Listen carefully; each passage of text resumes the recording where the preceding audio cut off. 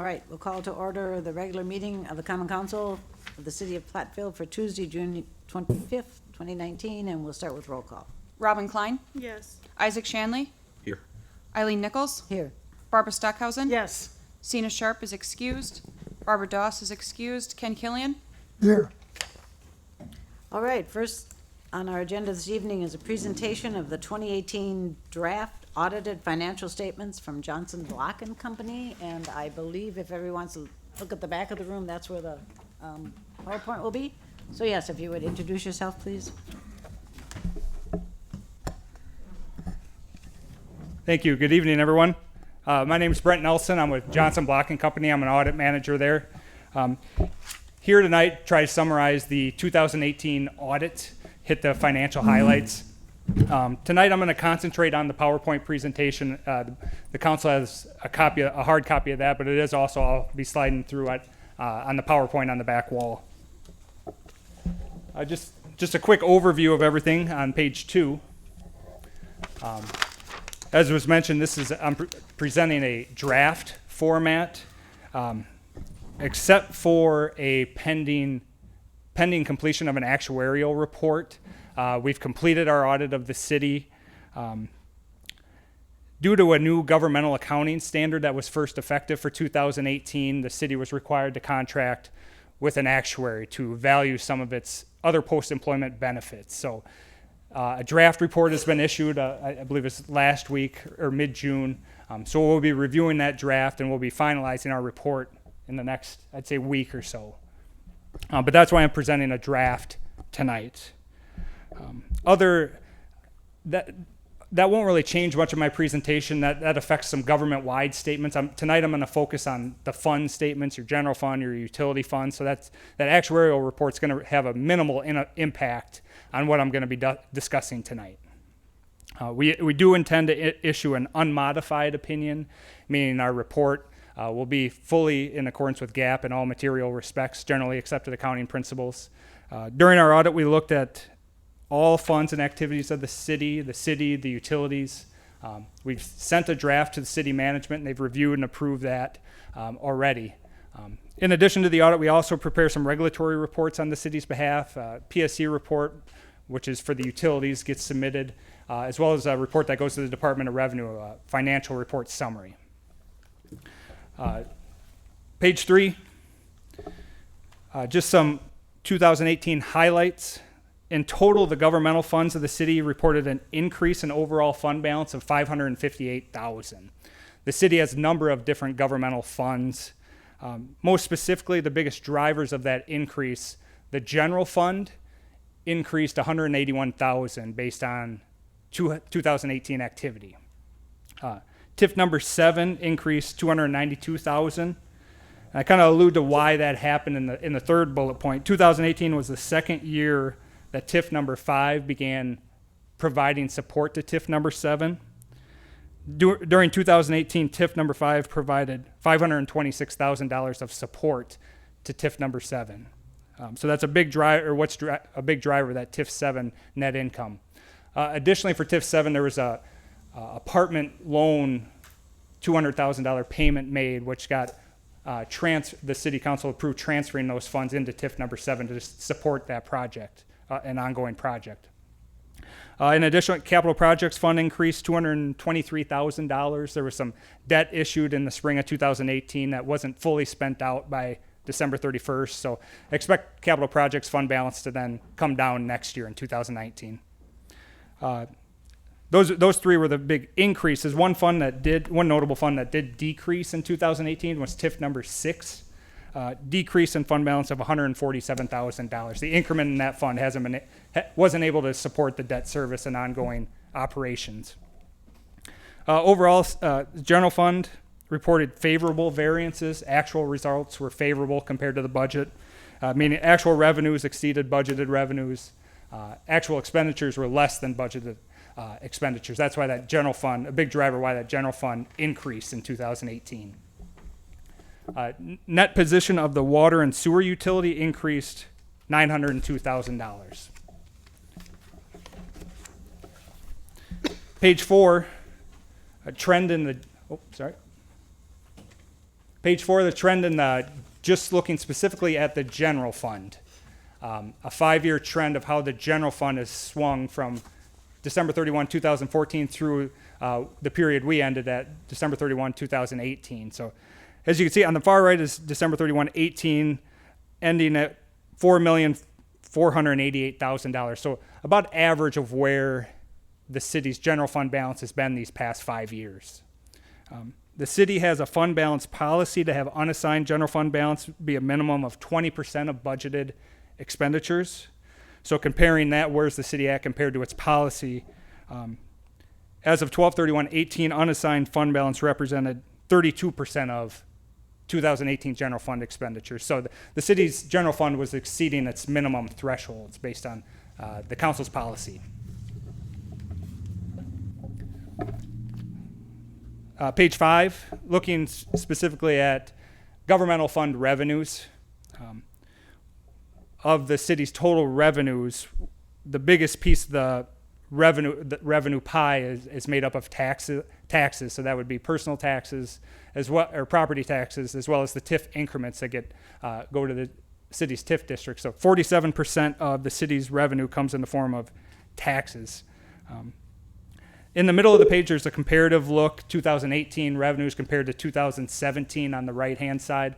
Overall, revenues were pretty consistent between 2017 and 2018. One notable change, or a couple notable changes, public charges for services increased roughly $233,000 between 2017 and 2018. A big driver of that, the city purchased a fire truck, which then the townships chip in toward paying the fire truck, as well as there was some increased airport land rental revenues and some developer agreements that led to some revenues in the governmental funds. In addition, miscellaneous revenue was down roughly $360,000 between years. The biggest driver of that was all the library donation fundraising going on in 2017 with the move, and that dropped off in 2018. The biggest intergovernmental revenues, meaning state and federal revenue that flows through to the city, comes in the form of general transportation aid and shared taxes. General transportation aid, $705,000. Shared taxes, about $2.5 million. Page 6, property tax roll 2018 levy. Collectible in 2019, so this will be 2019 revenue in the city's books. The biggest part of the property tax bill is paid by the city residents. 37% of that goes to the local school district, Platteville Schools. Second biggest piece goes to the city of Platteville at 29%. Overall, the percentage of the pie didn't change all that much. The largest increase between 2018 and 2019 related to the TIF districts. Specifically, TIF district number 7, the increment in 2018 over 2017 was about a 20% increase between years, $239,000 increase. So that was the biggest driver, that increase in TIF district revenue.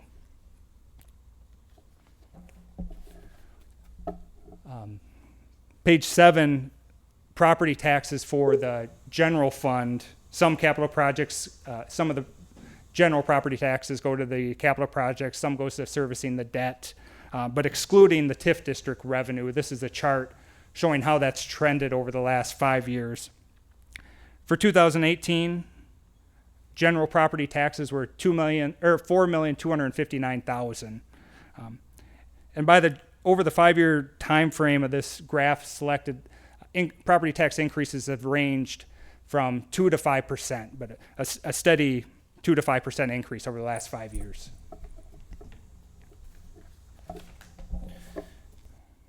Page 8, looking at the equalized value within the city of Platteville. See a steady increase in equalized value of the city. For 2018, as of January 1st, 2018, equalized value was $694 million within the city of Platteville. Over the last 5 years, that's increased annually anywhere between 2 and 5%. 2018 net new construction was almost $14 million. 13.8 million, about a 2% increase over 2017 equalized value. So that's an important figure that the city tracks because it allows them to increase their base tax levy. So by that, the city was able to increase its general property tax levy by 2% because of that new construction during the year. The 2019 figures will be out here in a couple months in August. Turning to the expenditure side of things, still looking at the governmental funds with a comparative look 2018 versus 2017 in the middle of the page. Overall, expenditures, again, were pretty steady with 2018 against 2017. One expense that did change significantly between years was in conservation and development. The driver of that increase was a developer incentive paid in 2018 in TIF number 7. And the city issued debt in order to finance that developer payment. But other than that, expenses were pretty comparable between years.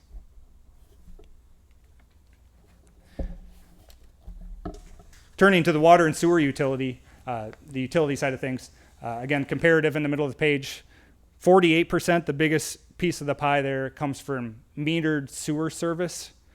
The city has a combined water and sewer utility. Some municipalities have a separate water, separate sewer, but the city has a combined utility. So about 48% was from sewer, and actually about 50, in total, revenues for the utility are about 50-50 water sewer. About 50% comes from the sewer utility, about 50% comes from the water utility. For the water, we break it down into a little bit more detail between water sales and public fire protection charges. But in total, it's about a 50-50 breakdown between the two utilities. Just some general observations and comments that over the utility rates haven't fluctuated all that much in recent years. The sewer utility implemented a 3% increase in August of 2016, so a couple years ago. The table on the bottom right is a 4-year trend of what the utility revenues have been versus expenses, arriving at the net income for the year. There was a jump in revenues from 2015 from 4.5 million up to 4.7 million. Biggest driver of that would be that 3% rate increase. That was in effect for half of 2016.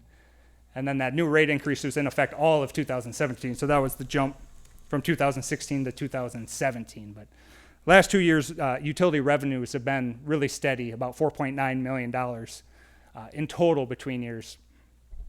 Expenses for the last 4 years have hovered around $3.94 million.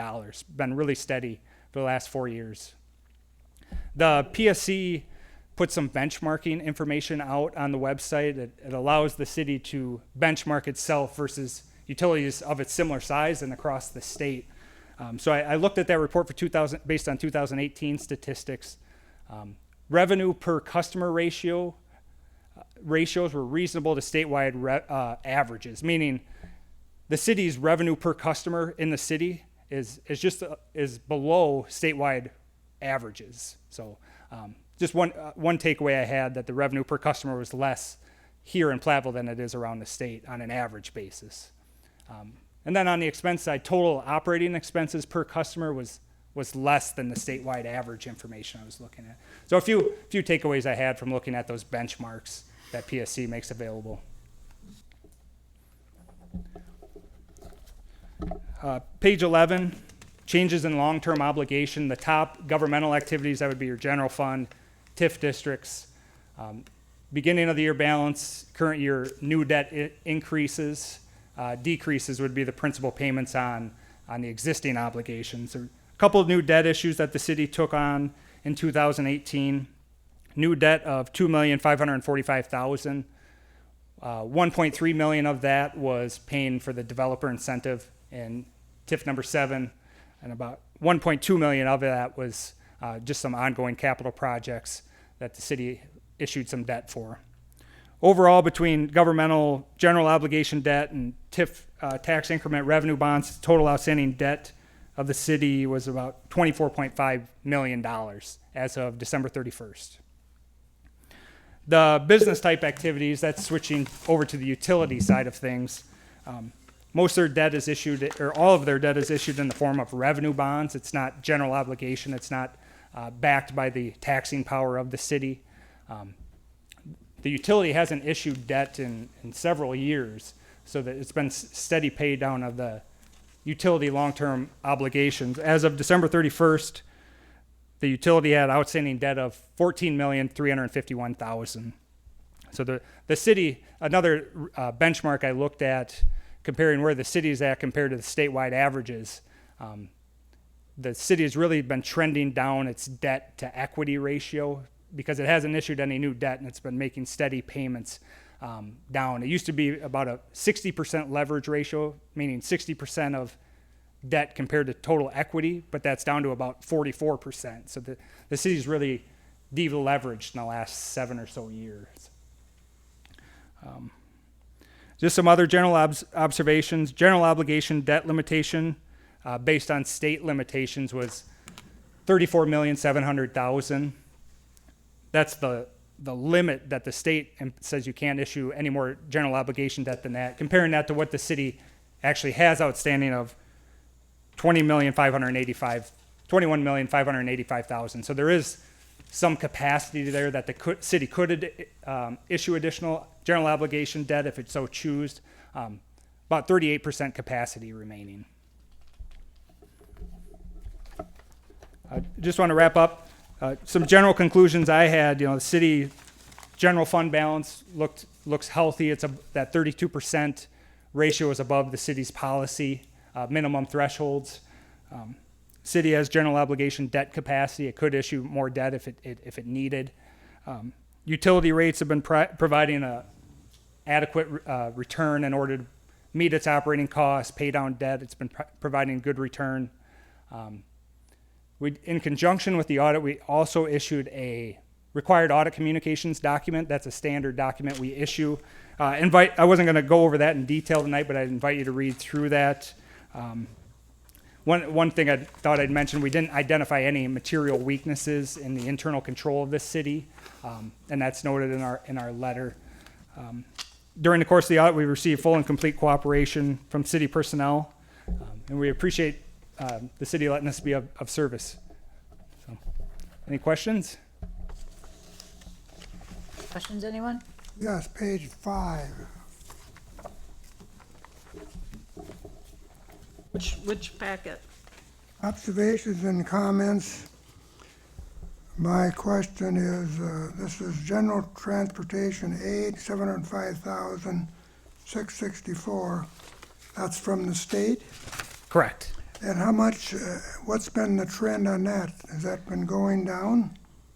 It hasn't been going down, but it has been pretty flat. It hasn't been going up by any significant amount. So I think it was less than 700,000 for 2017. The city put in a wheel tax, and that I think generates about 120,000 per year. Where is that listed in here? The 120,000 is not listed separately in this overview. This is just a summary overview.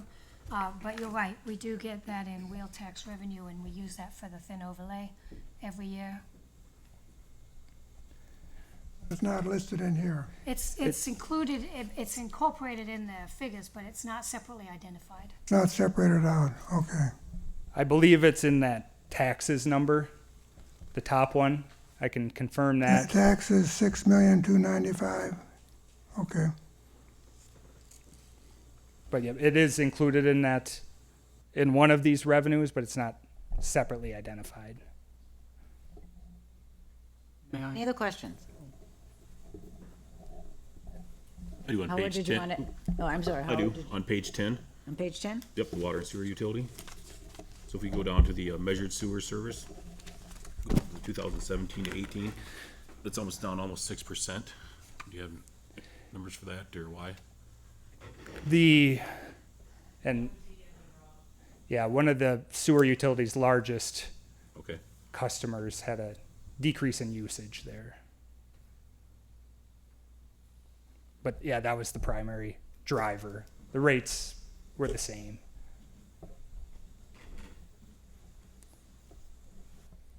Other questions, anyone? Was that related to the same, the conservation development, the city finance debt to help with conservation development? It's, you were referencing it on page 9. Yep. Someone remind me or tell me what project that is related to? I can help with that if you want. Go ahead. Okay, so, the city borrowed $1.3 million in conjunction with, Can you go on the mic? the city borrowed $1.3 million in conjunction with TID 7 Ruxton apartment development, which was the Pioneer Ford blighted parcels. And as part of that incentive, the developer agreement is crafted in such a way that the developer pays for that debt or those debt payments through the tax increment that's generated from the development itself.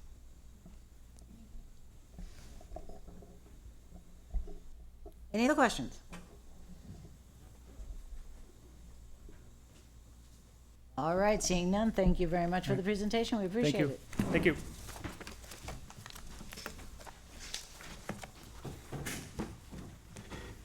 All right, and we're going on to the next item, which is consideration of the consent calendar. The following items may be approved on a single motion and vote due to the routine nature of previous discussion. Please indicate to the council president if you would prefer separate discussion and action. First item is council minutes from our June 11th regular meeting. Also payment of bills in the packet.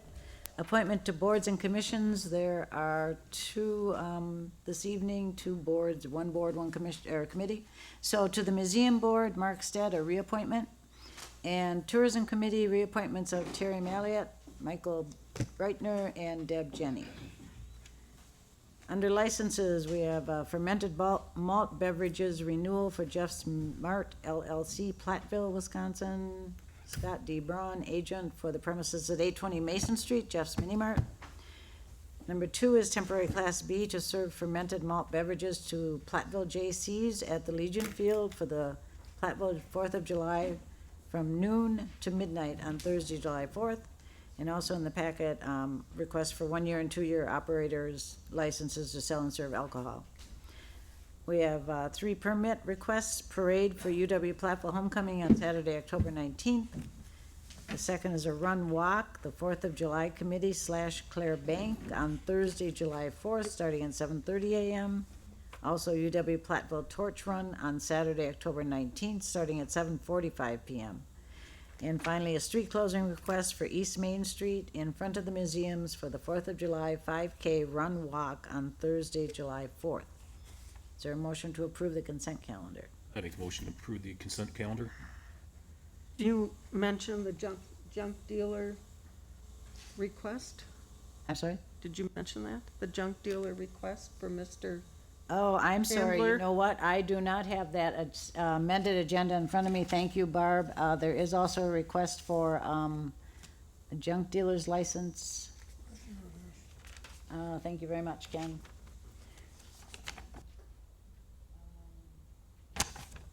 For the Chandler's Salvage on 670 North Court Street. So that would also be included in the consent calendar. Isaac, do you agree That'd with probably that? be their personal house, so their salvage yard is on East Mineral Street.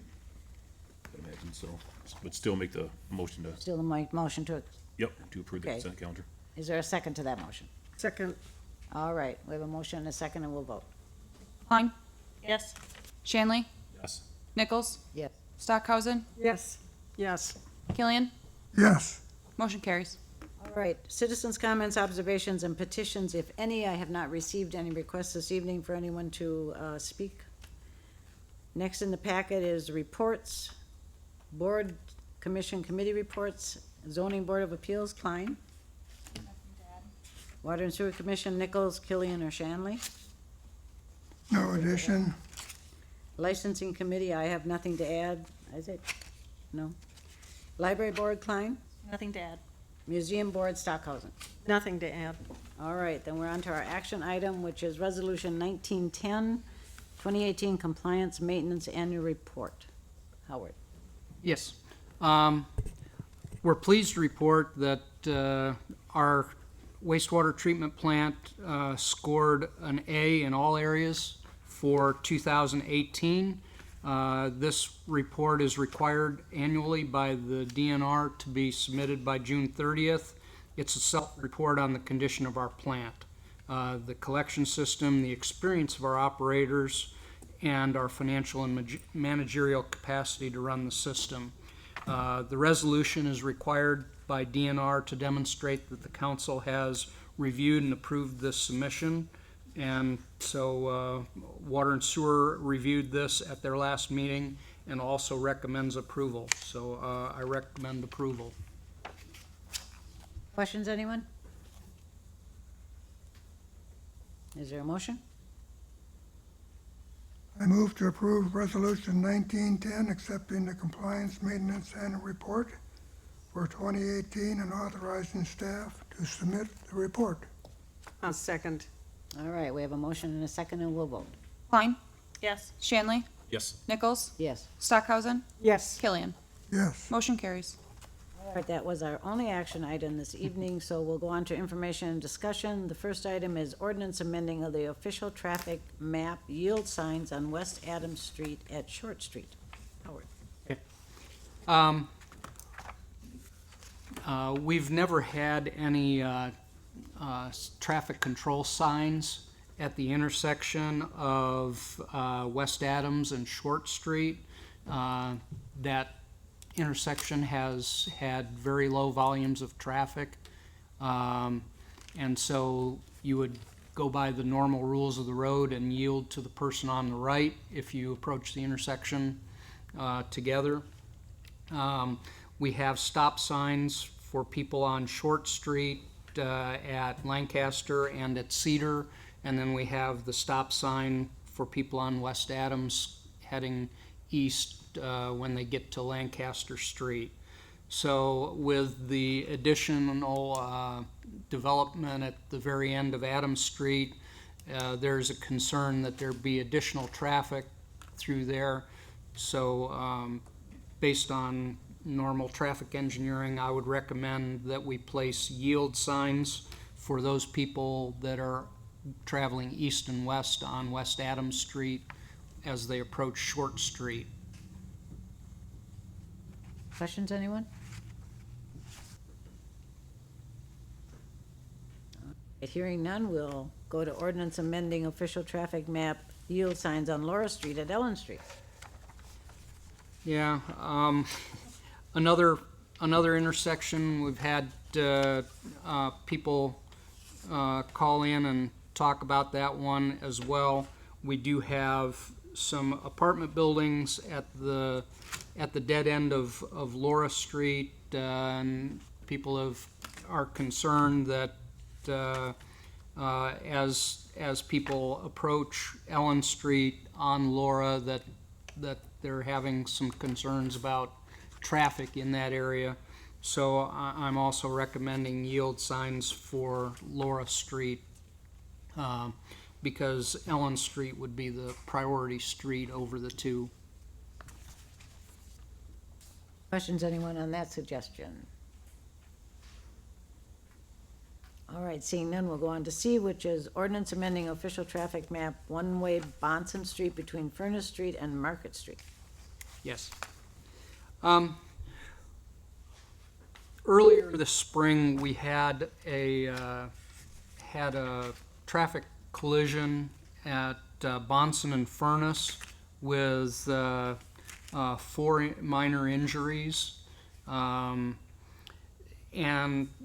looking at the history of Bonson and Furnace Street, there's quite a few traffic crashes there, and most of them are due to the sight distance. People can't see around the edge of the church there.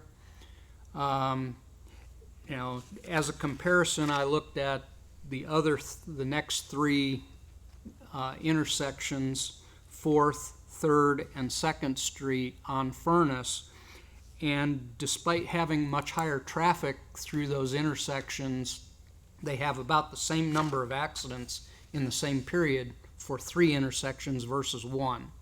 So we do have a significant number of traffic accidents there. And so I've looked at a number of different possible solutions, and I'm recommending that we make Bonson Street one-way southbound from Furnace to Market Street. What that would do is that would allow us to add some parking on the east side of the street. It would eliminate people having to see around the church.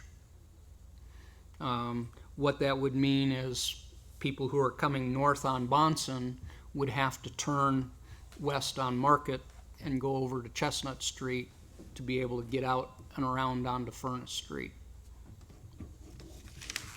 Questions? Or comments? Is this street right here one way? Mineral Street, yes. So I love this proposal in that being at that corner, I know it's dangerous.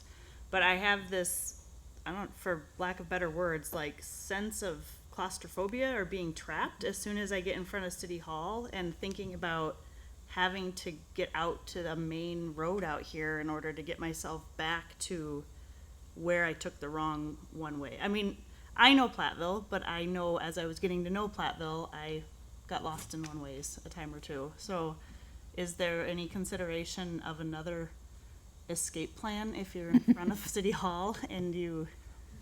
Well, I mean, Mineral Street is one way westbound from Water Street up to the park. And so once you get to Bonson Street, you can go left or right. You can turn left and go to Main Street, you can turn right, and then you would have to turn onto Market Street to get around if this proposal went through. Naturally, 2nd Street and 4th Street are one-way streets, so you would either, turn north on 2nd or south on 4th Street. I agree that there are a number of people who are unfamiliar with Platteville who seem to find the wrong way on the one-way streets, and then they figure out that they're going the wrong way, and then they turn the wrong way on the next street. And so it is tough for a number of people to try to make that work.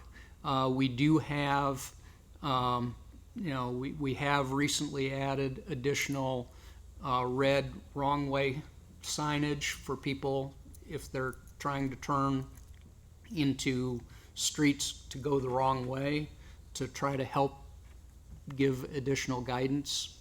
And I've seen that work on occasion. I've seen people come up and they want to turn east on Mineral, and they get ready to start turning and they stop, and then they continue on up Bonson.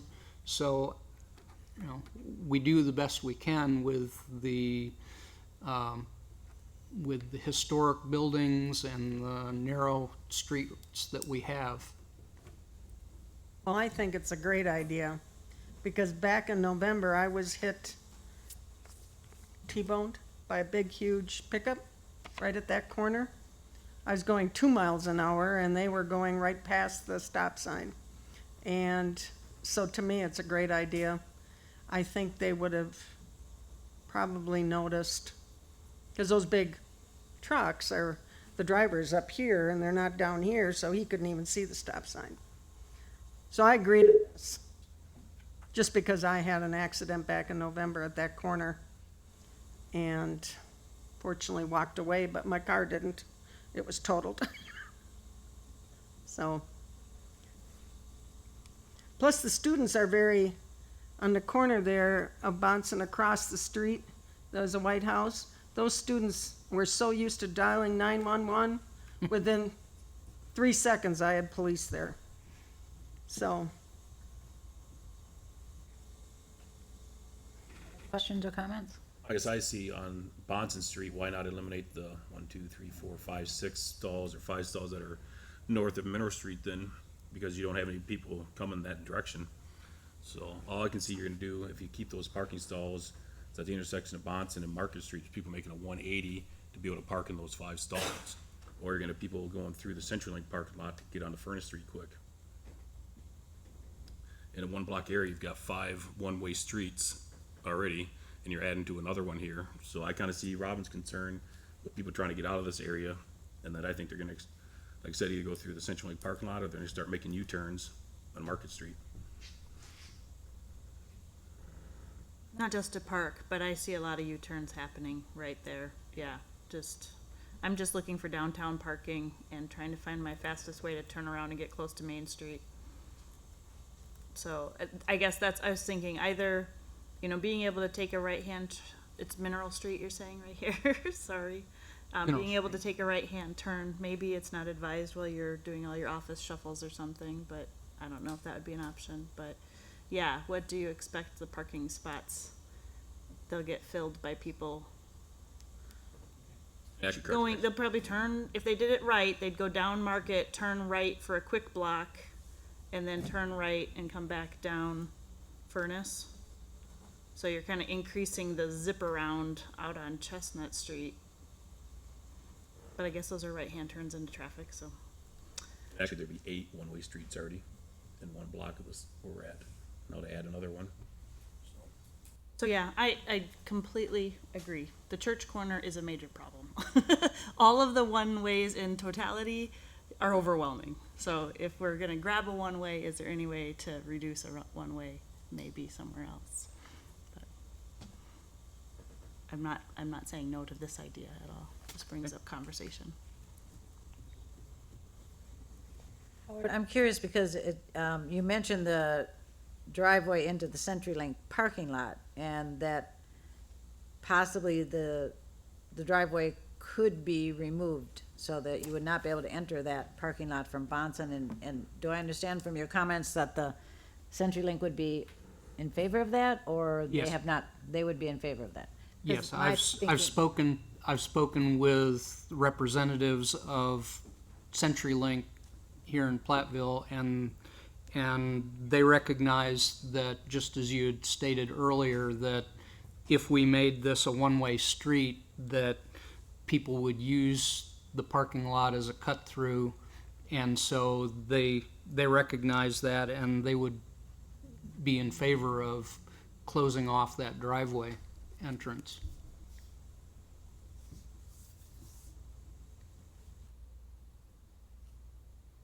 Okay, well, anybody else have any comments or questions this evening? If you think of any, please contact Howard and Karen and let them know your thoughts. And they can share those with the rest of the council. Otherwise, that will be on next time for action as far as I know right now. All right, next item is D, which is Historic Preservation Commission Decision Appeal, and we have received notice from the individuals, Mr. and Mrs. Haas, that they are withdrawing their appeal, and so that will not be discussed this evening. Next is request for proposal, city assessor services. Yes, the city's current contract for city assessor services ends on December 31st of this year. The current contract included the citywide full revaluation that we had last year, along with 2 years of annual maintenance. And city staff have drafted an RFP for the years 2020, 2021, and 2022, and are requesting both an annual maintenance option as well as a market revaluation option. There's various levels of assessment. The highest level is the full revaluation with interior and exterior inspection of every property in the city. And the base level of assessment, or lowest level, would be the annual maintenance option. And in annual maintenance year, assessors review only those properties with changes such as new construction, demolitions, changes in the legal description, or changes in the parcels. But there are a couple of other kinds of revaluation. One is called a market revaluation, That would be the next level of assessment up from the base level or annual maintenance option. And in a market revaluation option, the assessors review the value of every property in the city based on market data, but do not go out and physically inspect every property. So the RFP would request responses that would provide information about those two options, annual maintenance option and the market revaluation.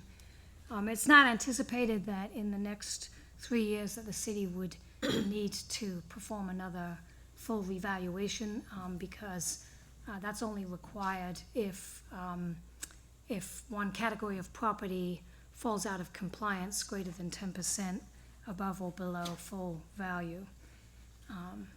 So the RFP here has been provided to the council for any feedback that you might like to provide to city staff. Of course, I'll try to answer any questions that you might have.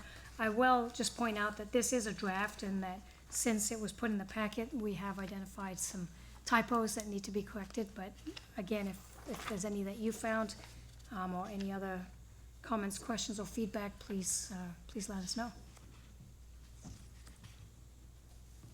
Questions or comments, anyone on the RFP proposal? My assumption is that any firm that wants to make a proposal has access to the present city costs for assessment. Yes, that would be an item of open record.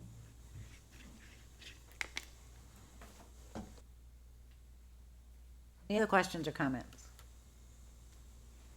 If there is any other feedback in the next day or two, if you could please get it to me by Thursday noon. That way I can get the proposal issued by the end of this week. I see by the timeline, the anticipated timeline for selection would be, deadline for receipt of proposals would be July 26th. That was what I anticipated, yes. Okay. All right, so if you have any comments or questions about that proposal, please get them to Nicola by Thursday noon. Thank you. The next item is 2020 proposed budget timeline. We all had a chance to look at that in our packet. Do you have any questions or comments on that?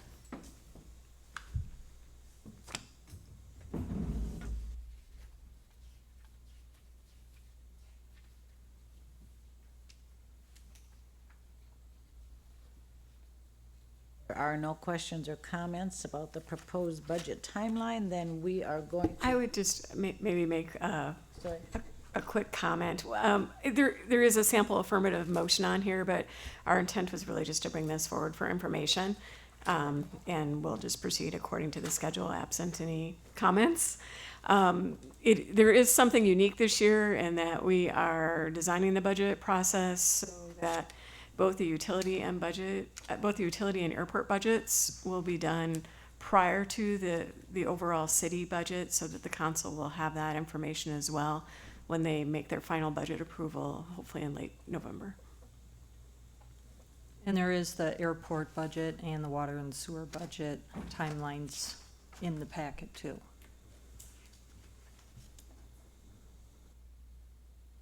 All right, any other comments? No comments from council members, then we are going to go off camera for a work session on our long-range financial plan, part 1.